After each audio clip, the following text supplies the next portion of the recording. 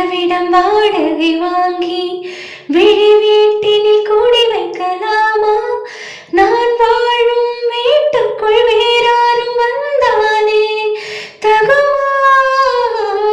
தேன்மலை தேக்குக்கு நீதான் உந்தன் தோள்